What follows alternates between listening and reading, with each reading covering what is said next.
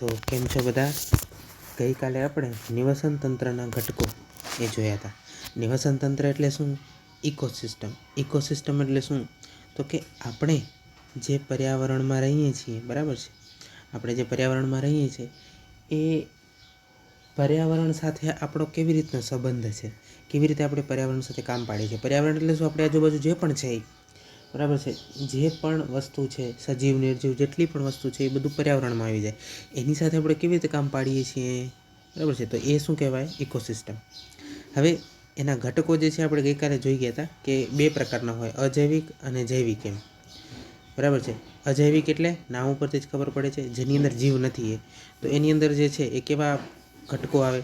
તો કે અકાર્બનિક આવે અને કાર્બનિક આવે. અકાર્બનિક એટલે જેની અંદર કાર્બન નથી. કાર્બનિક એટલે જેની અંદર કાર્બન છે એ. જૈવિક ઘટકોની અંદર શું આવે? તો કે ઉત્પાદકો અને ભક્ષકો. ઉત્પાદકો કોણ છે? તો કે વૃક્ષ વનસ્પતિ જે છે એ ઉત્પાદક કહેવાય, કે એ જ જનરેટ કરે છે. શેનામાંથી? સૂર્યની ઉર્જામાંથી જે છે એ વૃક્ષો જે છે એ ખાવાનું બનાવે છે અને એને પ્રથમ ક્રમના ભક્ષકો ખાય છે. પછી પ્રથમ ક્રમના ભક્ષકોને કોણ ખાય? દ્વિતીય ક્રમના, દ્વિતીય ક્રમના અને તૃતીય ક્રમના, એવી રીતના એક આખી ચેઇન બનેલી હોય, બરાબર. એ આપણે આગળ જોશું. તો સૌથી પહેલાં આપણે શરૂ કરીએ અજૈવિક ઘટકોથી, બરાબર, કે જેની અંદર જીવ નથી એવી રીતના, બરાબર, લાઈફ જે નથી એની અંદર, બરાબર છે, લાઈફ કન્ટેન્ટ. તો અજૈવિક ઘટકોની અંદર શું આવે? તો કે અજૈવિક ઘટકોની અંદર આવે છે ભેજ, પવન, તાપમાન, ભરતી, ઓટ, સૂર્યપ્રકાશ, ઉષ્ણતા, વાયુઓ, જમીન, ખડક વગેરે દરેક ભૌતિક પરિબળો જેની અસર સજીવ સૃષ્ટિ પર થાય છે તેનો સમાવેશ અજૈવિક ઘટકોમાં થાય છે. હવે એની અંદર કાર્બનિક, અકાર્બનિક પદાર્થો, બરાબર છે, તો કે carbon, hydrogen, nitrogen, phosphorus, sulphur, oxygen, પાણી, બરાબર છે, આ દરેક જે છે શેનામાં આવે છે? અકાર્બનિક પદાર્થોમાં. હવે જુઓ, અહીંયા તમને એમ થશે કે આ કાર્બન આવ્યો તો એ કેમ અકાર્બનિકમાં છે? તો કાર્બન એક તત્વ તરીકે તમે અકાર્બનિક પદાર્થમાં ગણવું હોય તો ગણી શકો એમ, પણ પછી બાકીના તમે જુઓ, hydrogen, nitrogen, phosphorus, sulphur, oxygen, પાણી, બરાબર છે, પોષક દ્રવ્યો, ખનિજો વગેરે શેનામાં આવે? અકાર્બનિકમાં. કાર્બનિકની અંદર કોણ આવે? તો કે carbohydrate, protein, lipid, DNA, ATP, chlorophyll વગેરે. આ દરેકની અંદર જો તમે જોશો તો કાર્બન જે છે એ હાજર છે. પછી આવીએ જૈવિક ઘટકો ઉપર. તો કે જૈવિક ઘટકો જે છે, બરાબર છે, એમાં શું આવે? તો કે નિવસન તંત્રની અંદર આવેલી સજીવ સૃષ્ટિ, માનવી, પ્રાણીઓ, પંખીઓ, વનસ્પતિ, જીવાણુ વગેરે દરેક જે છે એ જૈવિક ઘટકોમાં એનો સમાવેશ થાય છે. જૈવિક ઘટકોમાં કોનો સમાવેશ થાય? તો કે ઉત્પાદકો એટલે કે જે ખાવાનું બનાવે, ભક્ષકો એટલે કે જે એનું ભક્ષણ કરે એમ, ખાય એમ. પછી સડાવનાર એટલે કે જ્યારે આ ઉત્પાદકો અને ભક્ષકો મૃત્યુ પામે છે ત્યારે એનું ડિકમ્પોઝિશન જે છે કોણ કરે? સડાવનાર કરે છે.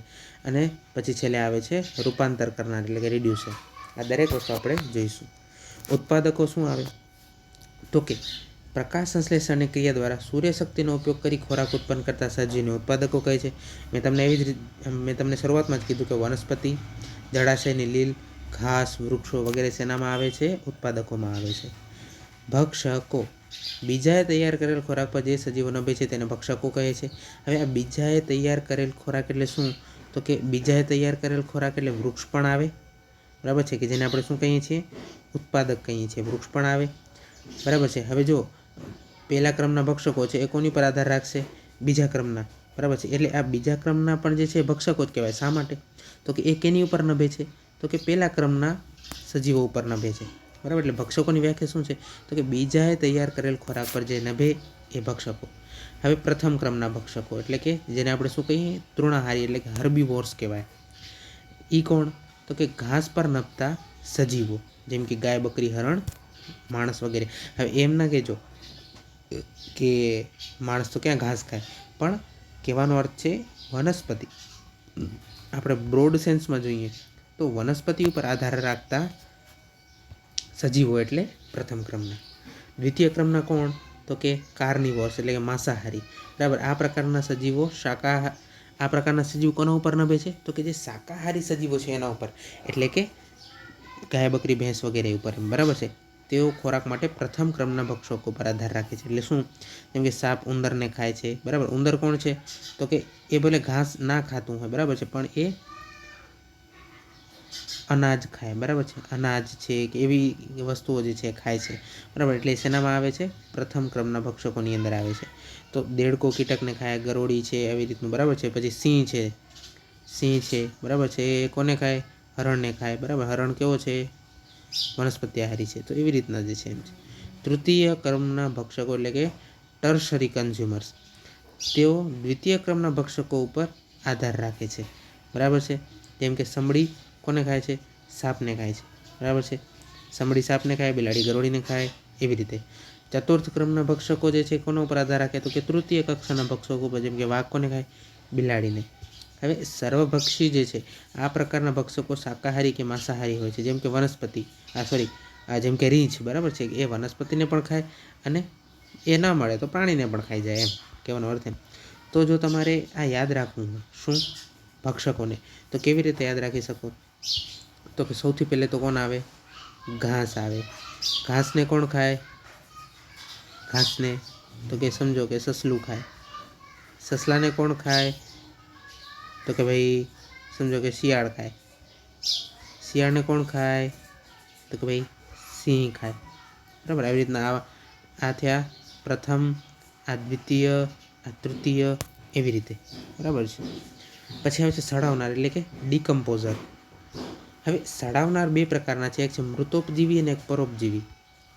મૃતોપજીવી એટલે કેવા? તો કે કેટલાક સજીવ પોતાનું આયુષ્ય પૂરું કરી મૃત્યુ પામે તેમના મૃત શરીર પર જીવાણુ નભે છે, બરાબર છે.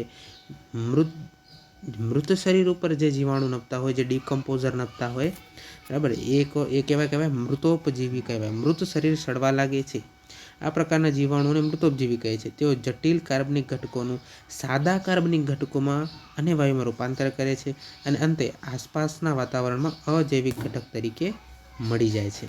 બીજા છે પરોપજીવી એટલે કે પેરાસાઇટ્સ. આ પ્રકારના સજીવો બીજા સજીવોના શરીરમાં પ્રવેશીને જીવે છે, બરાબર છે. એટલે અહીંયા બે તફાવત તરત જ ખબર પડી આવે એમ છે કે ભાઈ જે મૃતોપજીવી છે એ મરેલા એટલે કે મૃત શરીર ઉપર જીવે છે, જ્યારે જે પરોપજીવી છે એ સજીવના શરીરમાં પ્રવેશીને પોતે જીવે છે, જેમ કે વાયરસ, બેક્ટેરિયા, બરાબર છે, વગેરે. પછી છે રૂપાંતર કરનાર, બરાબર છે. એટલે કે રૂપાંતર કરનાર એટલે કે રિડ્યુસર એટલે કોણ? તો કે સડાવનાર જીવો પોતાનું કાર્ય સંપૂર્ણપણે કરી શકતા નથી, તેથી બીજા સૂક્ષ્મ જીવો નાના ઘટકોનું અકાર્બનિક તથા સેન્દ્રિય તત્વોમાં રૂપાંતર કરે છે. રૂપાંતરના તત્વો જલાવરણ, મૃદાવરણ અને વાતાવરણમાં ભળી જાય છે. ઉત્પાદકો આ તત્વો પરથી જ પોતાનું અસ્તિત્વ ટકાવી રાખે છે. આમ આ ચક્ર નિયમિત અને સતત ચાલ્યા કરે છે, બરાબર છે. હવે જે આવે છે એકદમ અગત્યનો પ્રશ્ન, એને એ છે પોષણ કડી એટલે કે ફૂડ ચેઇન, કે કેવી રીતે એક સ્તરમાંથી બીજા સ્તરમાં જે છે એ પોષણ ટ્રાન્સફર થાય છે, બરાબર, પોષણ આગળ વધે છે. તો આ તમે જોઈ શકો છો કેટલો અગત્યનો પ્રશ્ન છે.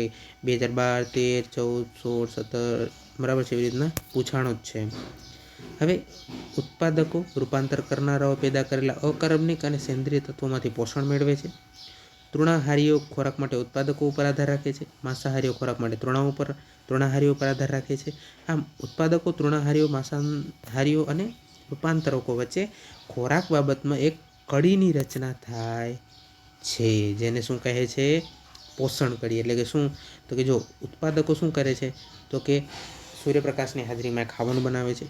તૃણાહારીઓ ઉત્પાદકો ઉપર આધાર રાખે છે. પછી માંસાહારીઓ જે છે એ તૃણાહારીઓ ઉપર આધાર રાખે છે ભોજન માટે. અને રૂપાંતરકો જે છે, બરાબર છે, જેને આપણે ડિકમ્પોઝર કે રિડ્યુસર કહીએ, બરાબર, એ કોની ઉપર આધાર રાખે છે પોતાના પોષણ માટે, પોતાના ખોરાક માટે? તો કે માંસાહારીઓ પર આધાર રાખે છે, બરાબર છે. અને રૂપાંતરકો એ, બરાબર છે, જે રૂપાંતર કર્યું હોય, બરાબર, જે જટિલ કાર્બનિક પદાર્થો હોય છે, કાર્બનિક પદાર્થો હોય છે, એને સાદા કાર્બનિક પદાર્થોમાં રૂપાંતર કર્યું હોય છે, એ પદાર્થો ઉપર કોણ આધાર રાખે છે? એ પદાર્થો ઉપર ઉત્પાદકો આધાર રાખે છે પોતાનો ખોરાક બનાવવા માટે, બરાબર છે. જુદા જુદા પ્રકારના નિવસન તંત્રમાં અલગ અલગ પોષણ કડીની રચના થાય છે. જેમ કે સ્થળજ એટલે કે જમીન પર રહેતા નિવસન તંત્રમાં નીચે મુજબ પોષણ કડી છે. શું છે? તો કે ઘાસ, ઉંદર, સાપ, સમડી. એટલે શું? તો કે ઉંદર જે છે ઘાસ ખાય છે, સાપ ઉંદરને ખાય છે, સમડી સાપને ખાય છે, અને સમડીના મરી ગયા પછી બરાબર છે. સમડી જે છે એ મરી જાય, બરાબર. પછી શું થાય તો કે એના મૃત્યુ પછી એના શરીરને જે છે એ ડિકમ્પોઝર્સ જે છે એટલે કે જે મૃતોપજીવી છે એ ડિકમ્પોઝિશન કરે એની બોડીનું, સમડીની બોડીનું, અને નાના એટલે એકદમ સિમ્પલ કાર્બનિક પદાર્થોની અંદર એ એના શરીરનું, એના મૃત શરીરનું જે છે રૂપાંતર કરી નાખે. અને સિમ્પલ કાર્બનિક પદાર્થો જે છે, બરાબર, એ છેવટે કોના ઉપયોગમાં આવે છે તો કે વનસ્પતિના ઉપયોગમાં એ આવે છે. આવી રીતના એક ચેઇન રચાય છે, બરાબર છે. જો અહીંયા ચિત્ર વડે પણ દર્શાવવામાં આવ્યું છે, બરાબર છે. એવી જ રીતે જલીય નિવસન તંત્રમાં કેવું છે એટલે કે જે પાણીમાં રહેતા હોય એવી રીતનું કેવું હોય છે તો કે નીલરંજક ધરાવતી વનસ્પતિ. નીલરંજક એટલે શું? ક્લોરોફિલ. નીલરંજક એટલે કે ક્લોરોફિલ ધરાવતી વનસ્પતિ લીલ કે શેવાળને પ્રાણી પ્લવકો એટલે કે ઝૂ પ્લાન્ક્ટોન્સ ખાય છે. એટલે કે નાના નાના એકદમ સજીવો, બરાબર, એકદમ ઝીણા ઝીણા નાના નાના જીવડા જેવા સજીવો છે એને ઝૂ પ્લાન્ક્ટન્સ કહેવાય, કે જે પાણીમાં આમ તેમ તરતા જ રહેતા હોય છે.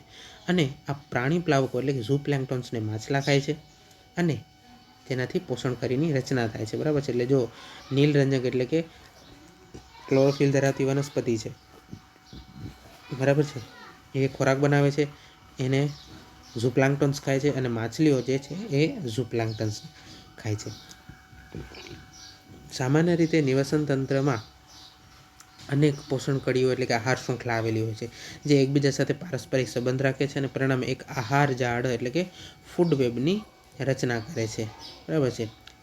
પછી આવે છે પૂર્ણ અને અપૂર્ણ ઇકોસિસ્ટમ. પૂર્ણ નિવસન તંત્ર એટલે કે શું તો કે એમાં 4 મુખ્ય ઘટકો છે: અજૈવિક પદાર્થ, ઉત્પાદક, ભક્ષક અને સડાવનાર એટલે કે ડિકમ્પોઝર્સ. જે નિવસન તંત્રમાં આ ચારેય ઘટકો આવેલા હોય તેને પૂર્ણ નિવસન તંત્ર કહે છે. અને અપૂર્ણ નિવસન તંત્ર એટલે શું તો કે જે નિવસન તંત્રમાં 4માંથી એકાદ ઘટક પણ જો ના હોય તો એને અપૂર્ણ નિવસન તંત્ર કહે છે. કયા કયા 4 ઘટકો છે યાદ રાખવાના: અજૈવિક, ઉત્પાદક, ભક્ષક અને સડાવનાર. દાખલા તરીકે શું છે અપૂર્ણ નિવસન તંત્રનું ઉદાહરણ તો કે સમુદ્રના ઊંડા જળમાં સૂર્યપ્રકાશ પહોંચતો નથી તો ત્યાં કોણ નથી? ઉત્પાદકો હોતા નથી, કારણ કે ઉત્પાદકો જે છે એ પોતાનો ખોરાક કેની હાજરીમાં બનાવે છે? સૂર્યપ્રકાશની હાજરીમાં. નંબર 2, ગુફામાં સૂર્યપ્રકાશ મળતો નથી તેથી ત્યાં પણ ઉત્પાદકો હોતા નથી. તો સમુદ્રની ઇકોસિસ્ટમ છે, ગુફાની ઇકોસિસ્ટમ છે, એ કેવી કહેવાય? અપૂર્ણ. પછી આવે છે નિવસન તંત્રને અસર કરતા પરિબળો, બરાબર છે. હવે આ જે છે એ અલગ અલગ પરિબળો છે, બરાબર છે. ભૌતિક પરિબળો છે, આબોહવાકીય, જૈવિક, અલગ અલગ પરિબળો જે છે નિવસન તંત્રને અસર કરે છે, જે એટલું અગત્યનું નથી. આપણે આગળ જઈએ કે જે આપણને અગત્યનું લાગે, બરાબર છે.